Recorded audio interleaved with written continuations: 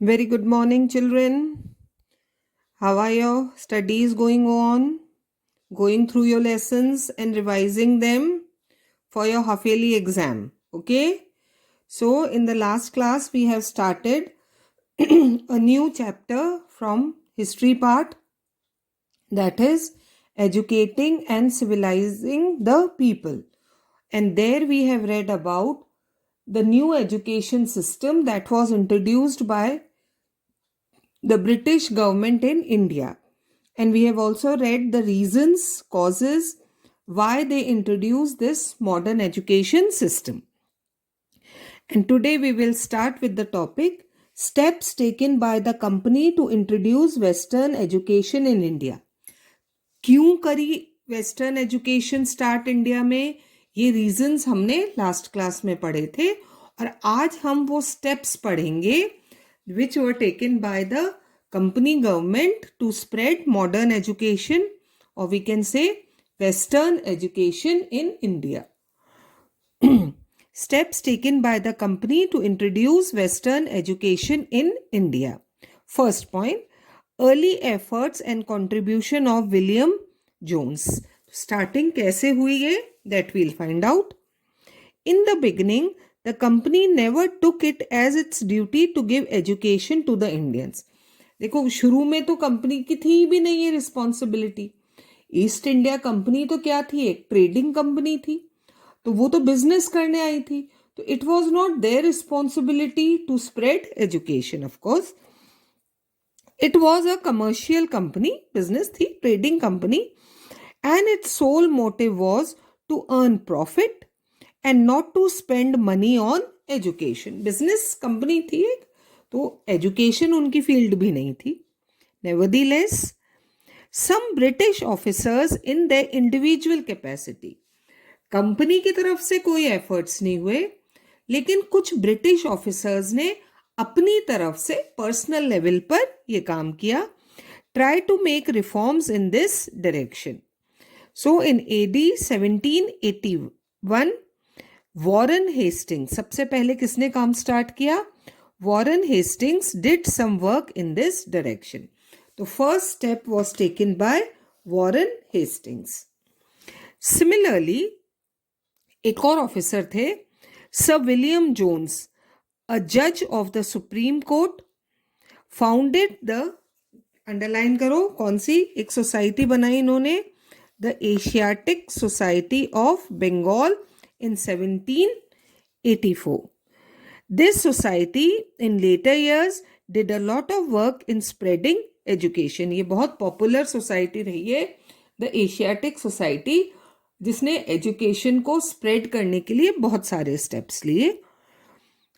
किसने स्टार्ट करी है? Sir William Jones. William Jones was a very learned man who had acquired mastery over many languages. है ना, बहुत सारी लैंग्वेजेस जानते थे ये, बहुत एजुकेटेड थे. देखो, ग्रीक, लैटिन, फ्रेंच, इंग्लिश, हाँ, ये सब लैंग्वेजेस उन्हें आती थी. He had also learned much about the Persian, Arabic and Sanskrit languages, जो हमारे इंडिया की लैंग्वेजेस थी, वो भी उन्होंने बहुत अच्छे से सीखी थी. He took keen interest in studying ancient Indian text, जो हमारी एंशियंट बुक्स थी, on religion, philosophy, morality, politics, law, arithmetic, medicine, इन सब के बारे में जो भी हमारी पुरानी बुक्स थी वो बहुत इंटरेस्ट से पढ़ते थे. किसकी बात कर रहे हैं हम? Sir William Jones. So he was a very educated and learned man. He knew so many languages, read so many books on different topics. Soon he, along with his other colleagues, like, देखो एक और person का नाम आया, Henry Thomas Colebrooke and Nathaniel Halhed. इनके साथ मिलकर ही developed a great interest in Indian languages and culture. तो उन फ्रेंड्स थे आपस में, लर्नेड ना, जब आप फ्रेंड्स होते हो मतलब आपकी हॉबीज भी सेम है, एक सी चीजें पसंद करते हो. तो sir William Jones and his friends कौन कौन है? देखो, Henry Thomas Colebrooke and Nathaniel Halhed, इन सब ने मिलकर आपस में इनमें बहुत ज़्यादा इंटरेस्ट था about Indian languages and culture. और इन सब फ्रेंड्स में भी particularly William Jones, sir William Jones felt the need to study Indian history, philosophy and law. वो इन सब के बारे में भी पढ़ना चाहते थे। बिकॉज अब क्यों था, देखो उनको इतना interest Indian history, Indian law में, इंडियन फिलॉसफी में। Why was sir William Jones interested? Because he felt that the Indian civilization had attained a great glory, है ना, पास्ट टाइम में। उन्हें ऐसा लगता था कि एंशियंट टाइम में जो इंडियन कल्चर था, सिविलाइजेशन था, वो बहुत ग्लोरियस था, बहुत महान था in the ancient times, but had subsequently decline. लेकिन धीरे धीरे उसमें गिरावट आई। But in ancient times Indian culture and civilisation was very glorious. तो वो उसके बारे में स्टडी करना चाहते थे। According to him, if one has to understand India, because they were working in India, so if one has to understand India, it would be quite necessary for him to discuss and study the sacred and legal text books, हैं जो हमारी sacred books थी या हमारी law, जिनमें Indian laws के बारे में लिखा गया था, उन बुक्स को पढ़ना बहुत ज़रूरी है। That were produced in India in ancient times. तो उनके बारे में हमें जानना चाहिए। The study of ancient text could only reveal the real ideas and laws of both the Hindus and the Muslims. If we want to study, we want to know India. According to Sir William Jones, अगर Britishers को India के बारे में जानना है तो पहले तो इंडियन कल्चर को समझना पड़ेगा, फिर इंडिया की जो एंशियंट लॉ बुक्स हैं उन्हें पढ़ना पड़ेगा, क्योंकि उसमें हिंदूज और मुस्लिम्स दोनों के लॉज दे रखे हैं। The future development of India also depends on such a study. जब हम पास्ट के बारे में जानेंगे तभी तो फ्यूचर में डेवलप कर पाएंगे। So he wanted to study about Indian culture. By discussing ancient text and their situations, the British would become the guardians of Indian culture as well as its master. And he felt if we want to conquer India, conquer in the sense master बनना चाहते हैं यहाँ के, तो Indian culture को समझना बहुत ज़रूरी है। और इंडियन कल्चर को कैसे अच्छे से समझ सकते हैं? by reading ancient Indian text. So he wanted to read these books. Consequently, a madarsa was set up. क्या स्टार्ट किया उन्होंने? मदरसा was set up in Calcutta in 1781. सबसे पहले कौन से ईयर में?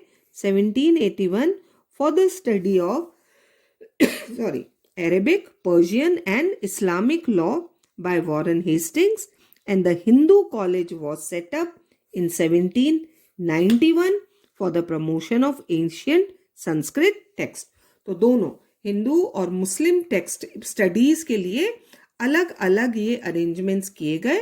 हाँ, मुस्लिम स्टडी के लिए मदरसा खोला गया और हिंदू टेक्स्ट की स्टडी के लिए हिंदू कॉलेज खोला गया।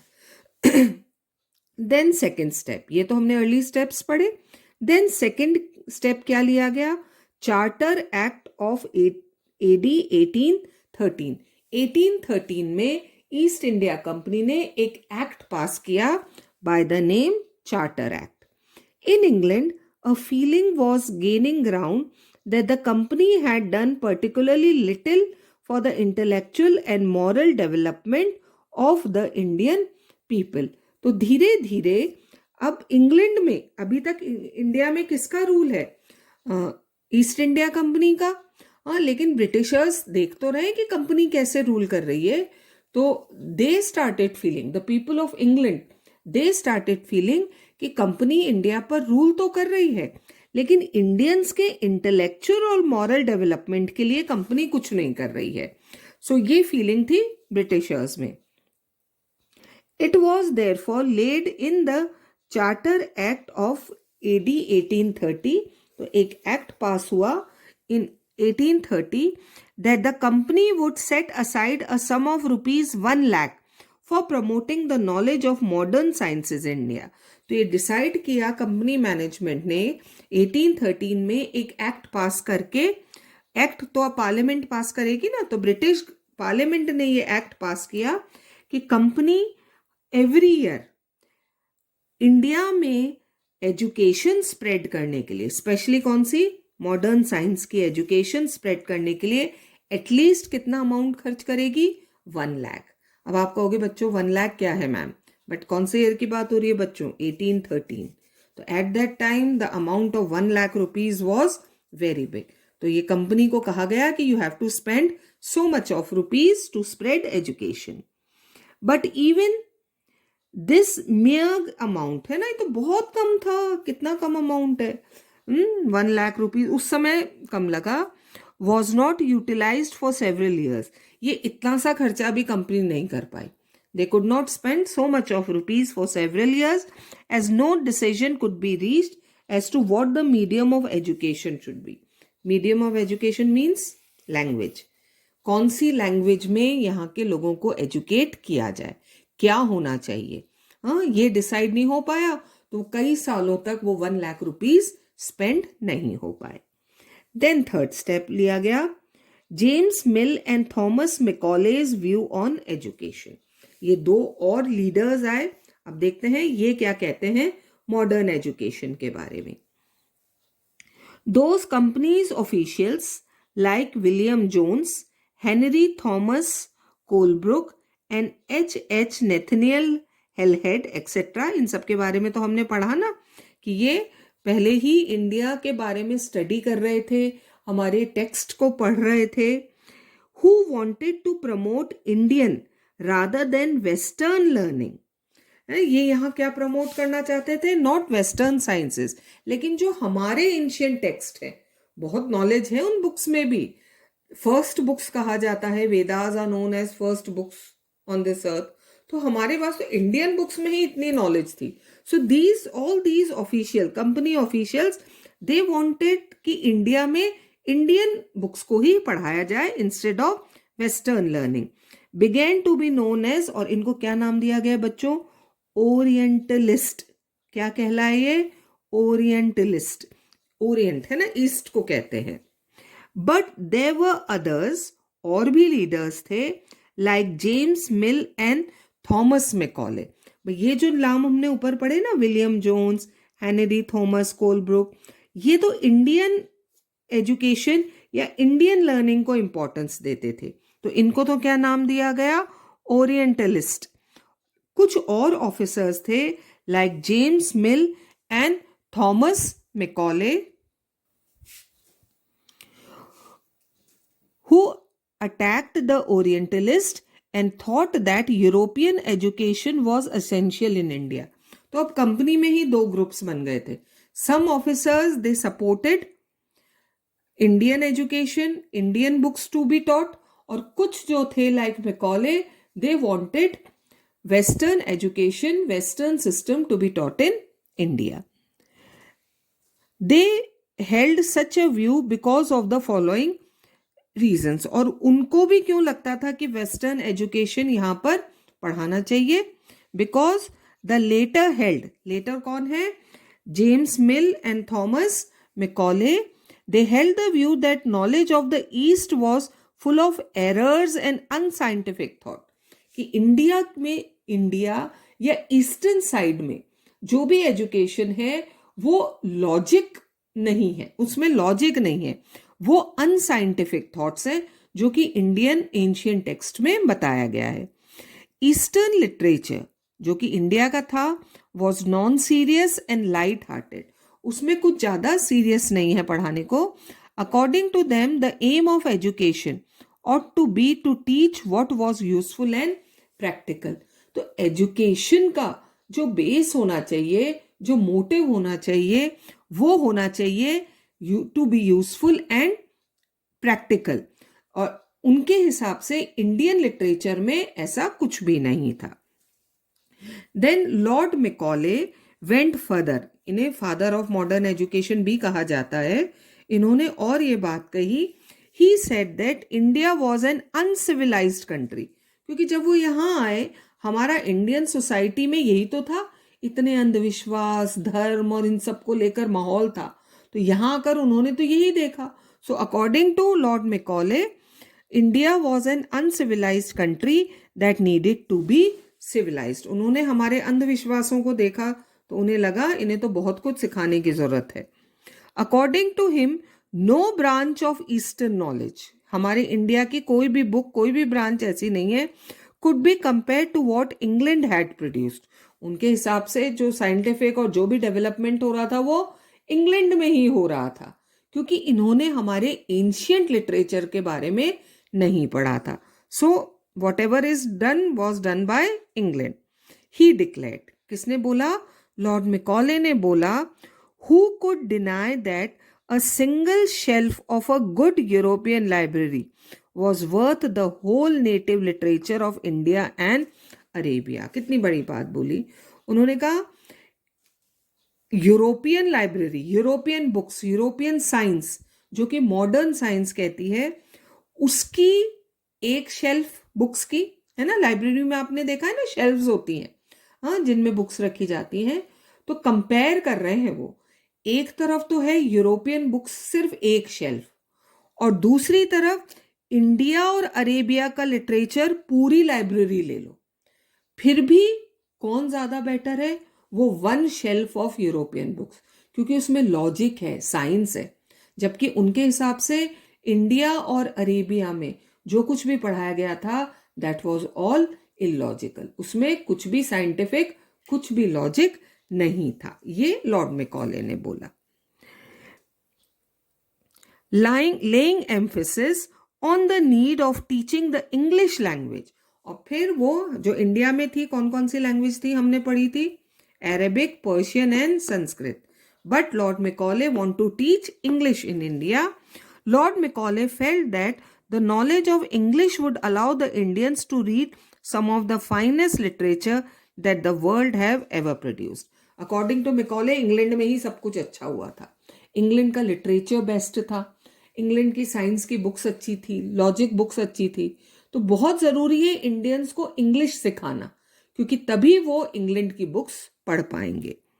ही went further and said that the teaching of English could prove useful in civilizing people. When Indians will be taught English then they will become civilize. तो बहुत ज़रूरी है इंग्लिश पढ़ाना. They will change the interest, values and culture. So these are the various reasons why they want to teach European education in India. English क्यों पढ़ाना चाहते थे वो? So according to the English Education Act, पास हुआ कौन से year में? 1835 में ब्रिटिश पार्लियामेंट ने ये एक्ट पास किया, which decided to promote the teaching of Western science and literature through the medium of English alone. तो अब ये डिसाइड हुआ after this English Education Act of 1835 कि अब इंडिया में इंग्लिश लैंग्वेज को प्रमोट किया जाएगा और क्या पढ़ाया जाएगा? Western science and literature. तो this was decided by the English Education Act of 1835.